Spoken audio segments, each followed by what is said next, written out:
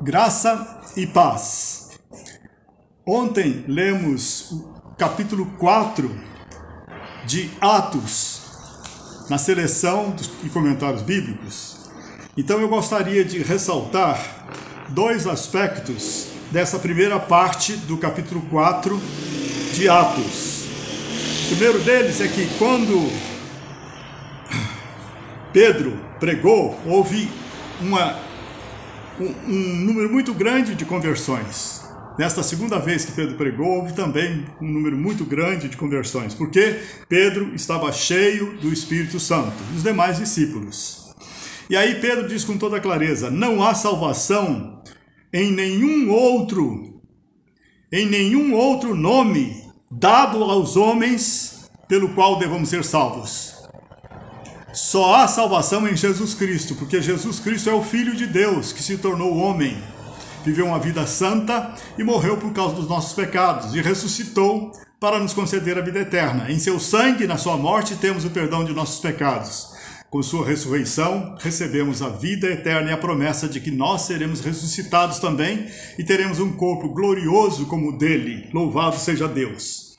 O segundo aspecto é que os líderes religiosos daquela época, os sacerdotes e toda a liderança do Sinédrio, chamaram Pedro e João e os proibiram de continuar falando sobre o nome de Jesus, sobre Jesus. Aí eles disseram: o que vocês acham?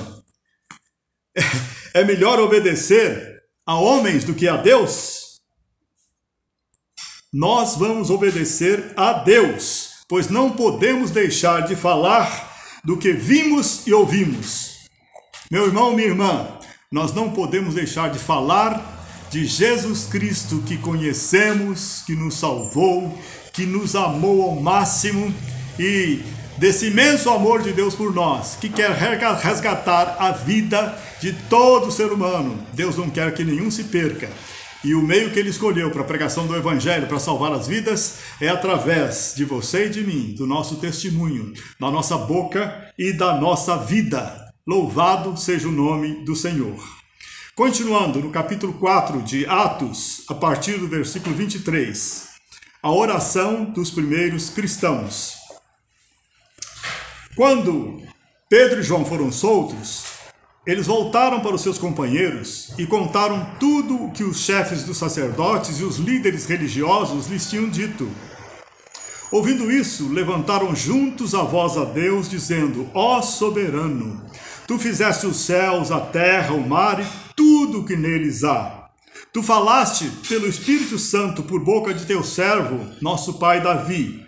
Por que se enfurecem as nações e os povos conspiram em vão? Os reis da terra se levantam e os governantes se reúnem contra o Senhor e contra o seu ungido. De fato, Herodes e Pôncio Pilatos reuniram-se com os gentios e com o povo de Israel nesta cidade para conspirar contra o teu santo servo Jesus, a quem ungiste. Fizeram o que o teu poder e a tua vontade haviam decidido de antemão que acontecesse. Agora, Senhor, considera as ameaças deles e capacita os teus servos para anunciarem a tua palavra corajosamente. Estende a tua mão para curar e realizar sinais e maravilhas por meio do nome do teu santo servo Jesus. Depois de orarem, tremeu o lugar em que estavam reunidos. Todos ficaram cheios do Espírito Santo e anunciavam corajosamente a palavra de Deus. Os discípulos repartem seus bens. Da multidão dos que creram, era uma a mente e o coração. Ninguém considerava unicamente sua coisa alguma que possuísse, mas compartilhavam tudo o que tinham. Com grande poder, os apóstolos continuavam a testemunhar da ressurreição do Senhor Jesus, e grandiosa graça estava sobre todos eles. Não havia pessoas necessitadas entre eles, pois os que possuíam terras ou casas as vendiam, traziam o dinheiro da venda e o colocavam aos pés dos apóstolos, que o distribuíam segundo a necessidade de cada um. José, um levita de Chipre, a quem os apóstolos deram o nome de Barnabé, que significa encorajador, vendeu um campo que possuía, trouxe o dinheiro e o colocou aos pés dos apóstolos. Nossos irmãos do passado, os apóstolos, os discípulos, oraram ao Senhor, pedindo que eles o capacitassem a enfrentar as ameaças dos líderes religiosos daquela época. E pediram que Deus os tornasse corajosos para continuar pregando a palavra de Deus. E pediram a Deus que Deus estendesse a sua mão para curar e realizar sinais e maravilhas por meio do nome de Jesus Cristo. É esse mesmo Deus que quer que você pregue o Evangelho e quer confirmar a sua palavra com graça e com poder. Deus quer continuar produzindo sinais e maravilhas, curando as vidas para que elas saibam que Deus existe, que as ama e é poderoso para abençoá-las nesta terra e para salvá-las.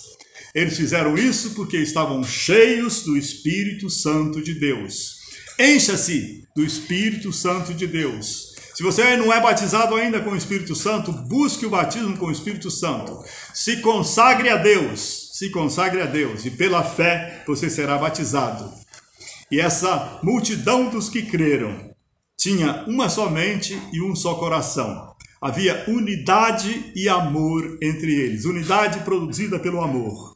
E não havia necessitados entre eles, porque aqueles que tinham mais recursos materiais socorriam os mais pobres. Eles viviam o amor e estavam em unidade, honrando o nome do Senhor Jesus Cristo. Louvado seja o nosso Deus!